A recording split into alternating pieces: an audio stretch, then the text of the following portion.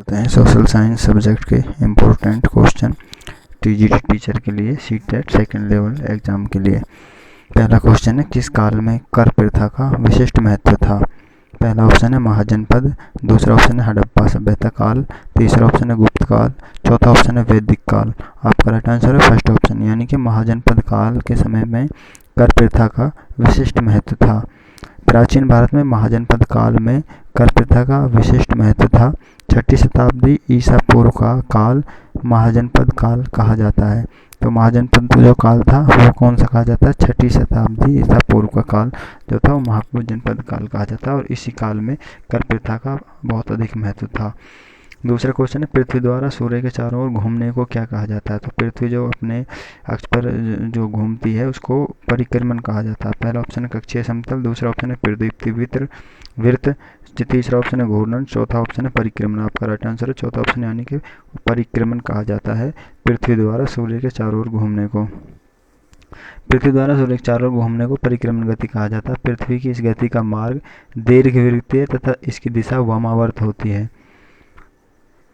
तीसरा क्वेश्चन है, निम्न में से किस भारतीय साहित्यिक धरोहर का अर्थ है गुरु के पास जाकर समीप बैठ जाना? तो इनमें ये क्या है? ये साहित्यिक और धरोहर है। ये साहित्यिक धरोहर भारत की, और इसका अर्थ होता है गुरु के पास जाकर बैठ जाना या फिर ज्ञान अर्जित करना गुरु के पास जाकर।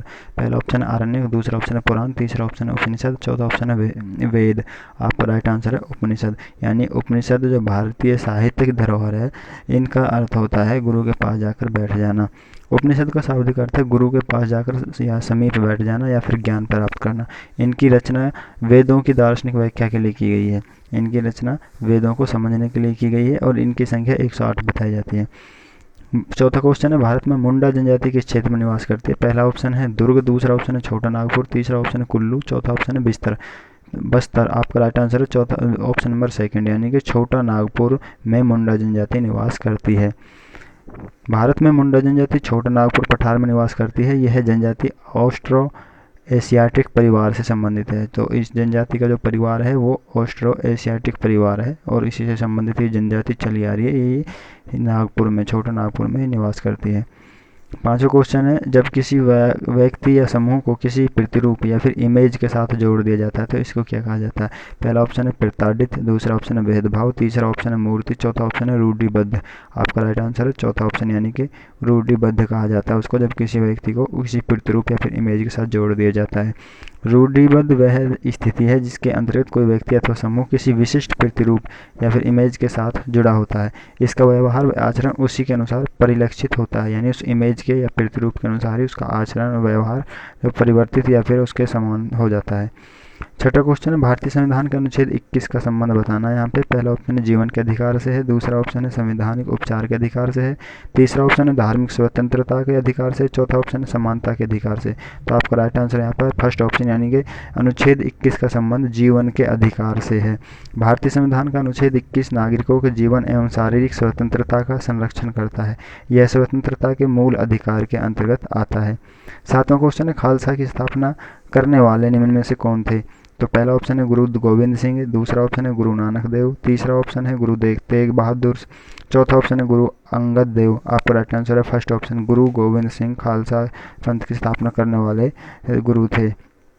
सिखों के 10वें तथा अंतिम गुरु गुरु गोविंद सिंह ने 1699 ईस्वी में खालसा पंथ की स्थापना की थी, 1699 में। आठवां क्वेश्चन है, विश्व शांति का विचार किस मुगल शासक ने आगे बढ़ाया था? विश्व शांति का विचार इसको मुगल बादशाहों में से कौन से बादशाह ने आगे बढ़ाया था? पहला ऑप्शन है हुमायूं, दूसरा ऑप्शन है जहांगीर, तीसरा ऑप्शन है अकबर, चौथा ऑप्शन शाहजहां।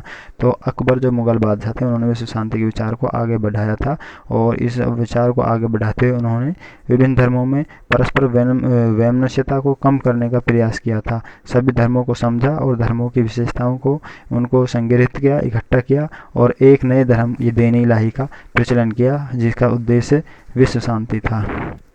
नवा क्वेश्चन है, कित्तूर के ब्रिटिश विरोधी आंदोलन का नेतृत्व किसने किया? तो कित्तूर जो जगह है यहाँ की जो रानी थी वो रानी चेन्नम्मा थी, इन्होंने ही उसका नेतृत्व किया था। पहला ऑप्शन है रानी चेन्नम्मा, दूसरा ऑप्शन है अहल्याबाई होलकर, तीसरा ऑप्शन है नाना फडणवीस, चौथा ऑप्शन है रानी लक्ष्मीबाई। आपका राइट आंसर है फर्स्ट ऑप्शन, यानी रानी चेन्नम्मा। इसने क्या कित्तूर के ब्रिटिश विरोधी आंदोलन में जो नेतृत्व किया था इस आंदोलन का।